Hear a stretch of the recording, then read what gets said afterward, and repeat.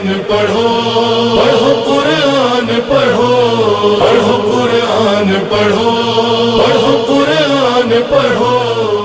اعوذ باللہ من الشیطان الرجیم، بسم اللہ الرحمن الرحیم، الحمدللہ رب العالمین والصلاة والسلام علی محمد وعلی آلہ الطیبین الطاہرین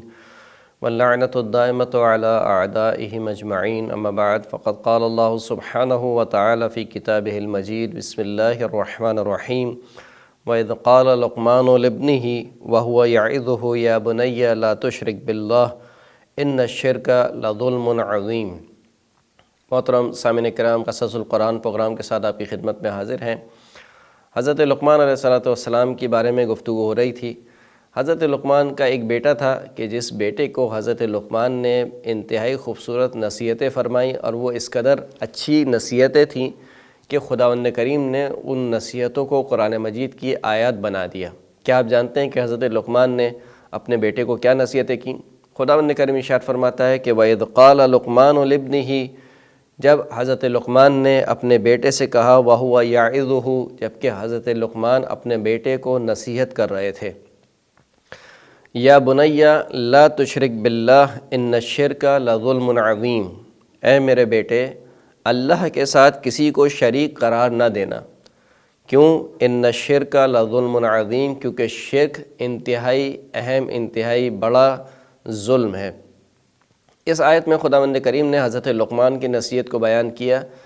پہلے تو یہ بیان کیا کہ حضرت لقمان حکیم ہے۔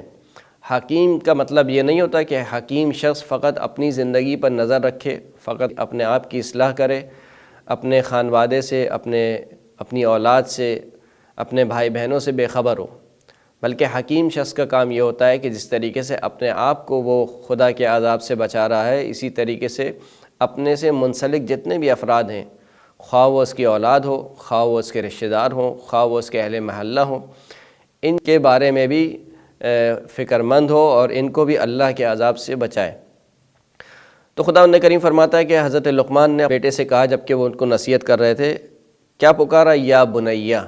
یا بنیا۔ یا بنیا کا مطلب ہوتا ہے اے میرے پیارے بیٹے۔ بنیا جو ہے وہ تصغیر ہے ابن کی، اور اس تعبیر میں دو احتمال پائے جاتے ہیں۔ ایک احتمال تو یہ کہ کیونکہ جو حضرت لقمان کے بیٹے تھے وہ چھوٹے تھے، یعنی بھی لڑکپن میں تھے، وہ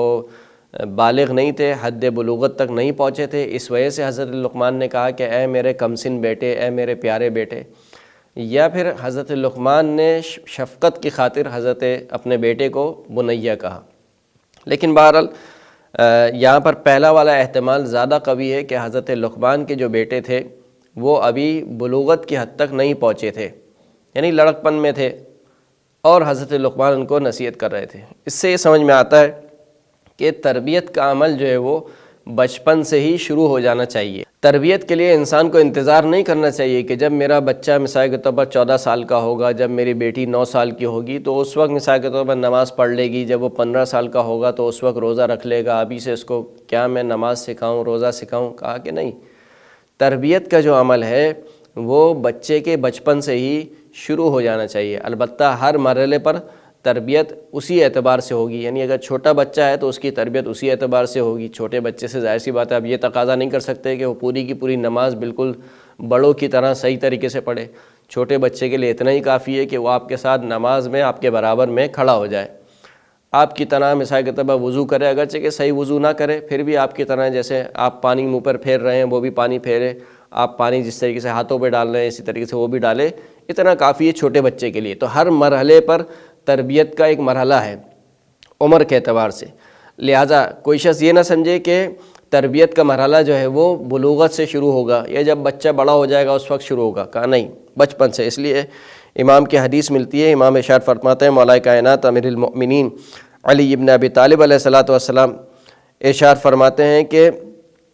قلب الحدث کالارض الخالیہ، بچے کا دل خالی زمین کی طرح ہے، ما القی فیہا من شیء قبلتہ، جو چیز بھی اس میں ڈالی جائے وہ اس کو قبول کر لیتا ہے۔ یعنی انتہائی زرخیز زمین اگر کسی کو کہا جائے تو وہ چھوٹے بچے کی زرخیز زمین ہے، جو انتہائی پاک معصوم بچہ ہے۔ ابھی اس بچے کا دل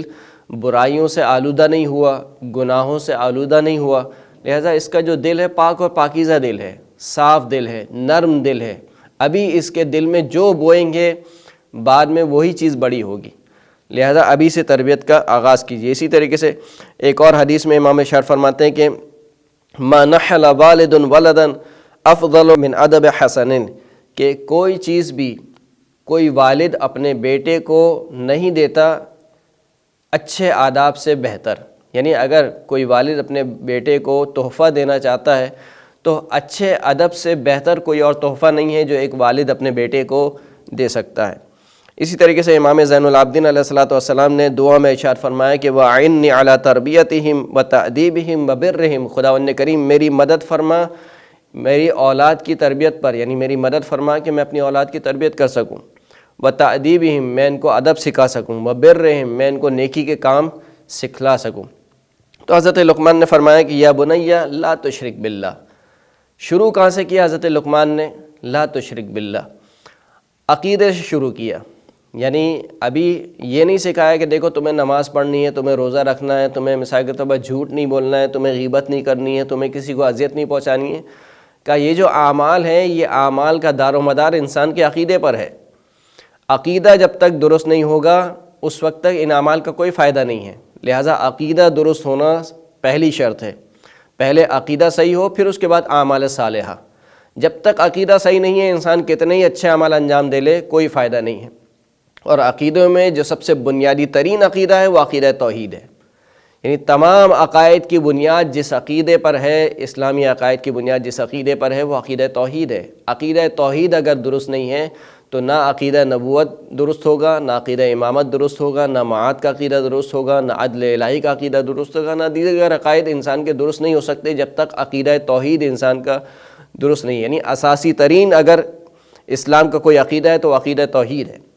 لہٰذا کہا کہ یا بنیا لا تشرک باللہ، اے میرے بیٹے اللہ کے ساتھ کسی کو شریک قرار نہ دینا۔ کیوں؟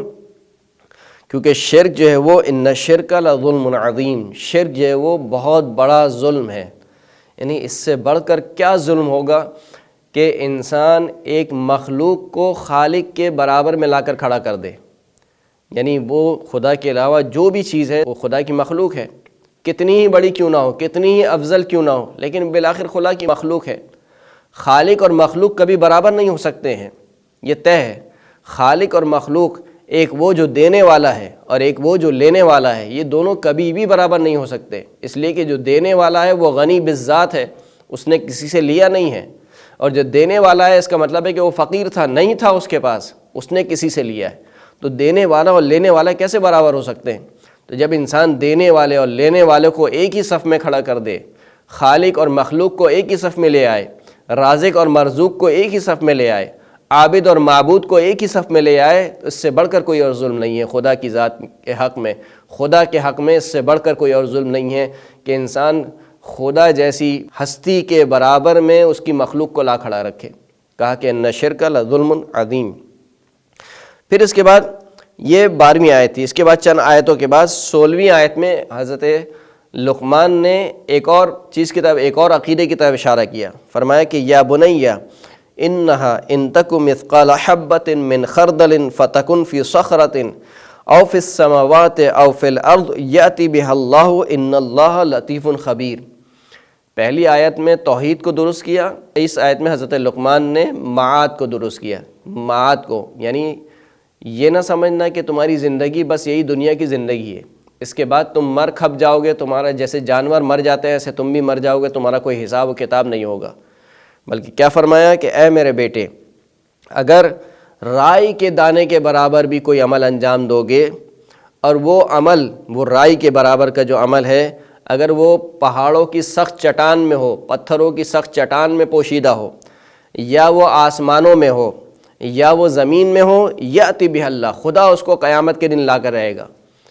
یعنی کتنی پیاری نصیحت ہے جو حضرت لقمان نے اپنے بیٹے کو سمجھائی ہے کہ اگر اس نصیحت پر انسان غور کرے تو انسان کی زندگی بھی بہتر ہو سکتی ہے، انسان کی آخرت بھی بہتر ہو سکتی ہے، دنیا بھی بہتر ہو سکتی ہے، آخرت بھی بہتر ہو سکتی ہے۔ یعنی حضرت لقمان نے اپنے بیٹے کو گویا یہ سمجھایا کہ دیکھو تم ہمیشہ خدا کے سامنے حاضر و ناظر ہو، خداوند کریم تمہیں دیکھ رہا ہے۔ یہ نہ سمجھنا کہ میں نے کوئی عمل انجام دے لیا تو مثال کے طور پر جیسے عام انسانوں سے چھپ کے انجام دے لیتا ہوں، خدا سے بھی کوئی عمل چھپ جائے گا، خدا سے میری کوئی نیت چھپ جائے گی؟ کہا نہیں، اگر رائی کے برابر بھی کوئی عمل انجام دو گے خدا اس کو لا کھڑا کرے گا، کہ اگر تم نے ذرہ برابر بھی خیر انجام دیا ہوگا فَمَن يَعْمَلْ مِثْقَالَ ذَرَّةٍ خَيْرًا يَرَى، جس نے بھی ذرہ برابر بھی نیک کام انجام دیا ہوگا وہ اس کو بھی دیکھے گا، وَمَن يَعْمَلْ مِثْقَالَ ذَرَّةٍ شَرًّا يَرَى، اور جس نے رائی کے برابر ذرہ برابر بھی کوئی برائی انجام دی ہوگی وہ بھی قیامت کے دن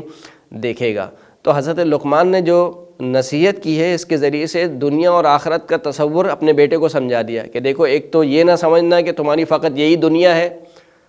اس دنیا سے تم چلے جاؤ گے اس کے بعد کچھ نہیں ہے۔ لہٰذا جو غرب ہے، غرب کا مسئلہ یہ ہے، جو دنیا پرست افراد ہیں ان کا مسئلہ ہی یہی ہے، وہ یہ سمجھتے ہیں کہ ان ہی الا حیاتنا الدنیا، کچھ نہیں ہے، فقط یہی زندگی ہے، اس میں کھا لو، کما لو،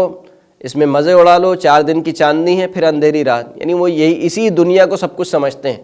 لہٰذا وہ اس دنیا میں بڑے سے بڑے جرم کے مرتکب ہوتے ہیں۔ کیوں مرتکب ہوتے ہیں؟ کیونکہ سمجھتے ہیں کہ ہم مر جائیں گے، ختم ہو جائے گا سب، جبکہ اسلام یہ کہتا ہے کہ نہیں، تم مر جاؤ گے، ختم نہیں ہوگا، مرنے کے بعد تو ابھی شروع ہوا ہے، اور پھر تمہارے سارے کے سارے اعمال تمہارے سامنے پیش کیے جائیں گے۔ تو حضرت لقمان نے بات شروع کی تھی توحید سے، اور پھر توحید کے بعد اگلی جو نصیحت کی وہ ایسی نصیحت تھی کہ اس میں دنیا کو بھی سمجھا دیا اور آخرت کو بھی سمجھا دیا۔